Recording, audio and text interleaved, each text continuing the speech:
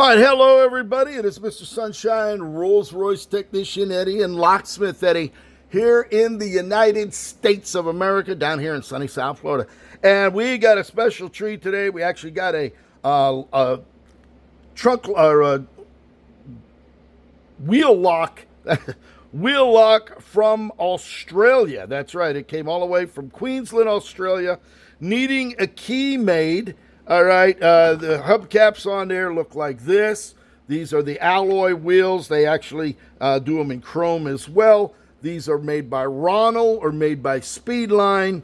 UR27173. These are the hubcaps that fit to cover up the lug nuts on the Rolls-Royce.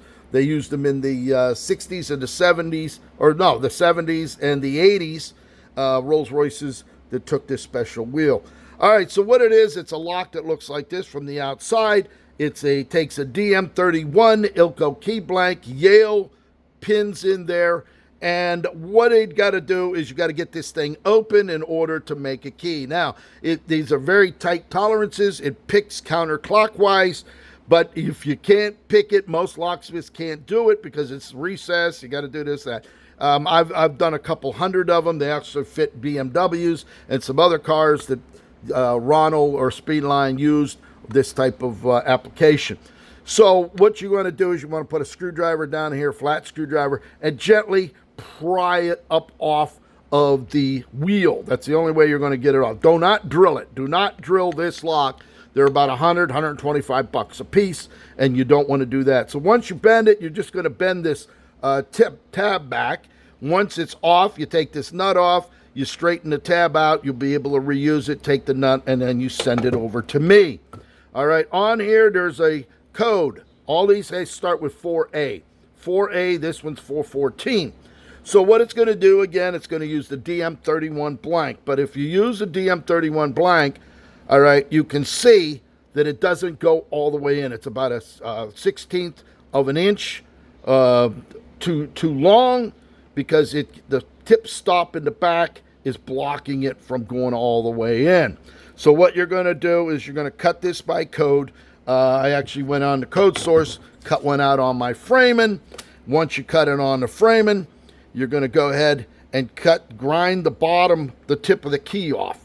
You can see the tip of the key right there. You see how much difference there is there? You're going to cut that off so that it'll go all the way in. Once the key goes in, it'll turn just like that.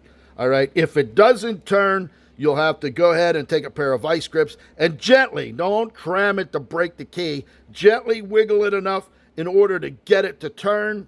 And then what it's going to happen, it's going to leave marks right on here of where it's not deep enough. So then what you're going to do, take a file or go back on your framing and tap it down 1/1000ths until the indentation is gone.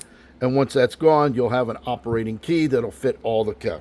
For you locksmiths out there, always insist you got to have the lock with you because you can cut these keys all day long, ship them out. They're not going to work. The customer's not going to know to put a pair of pliers on it to turn it and then to clean up the key. All right, and then there you are. You're spending out. These blanks are about 10 bucks, $10 to $11 a piece, something like that. And then you're going to have to make sure you cut the back of the key down. So there you can see that. All right, so there it is. I'm going to actually box this up, send it back to Vladimir in Queensland, Australia today. And he'll have his thing back as soon as possible. And then he can take the other 3 hubcaps off of his Rolls-Royce Silver Spirit. Hope you're all enjoying the day. Mr. Sunshine live in sunny South Florida.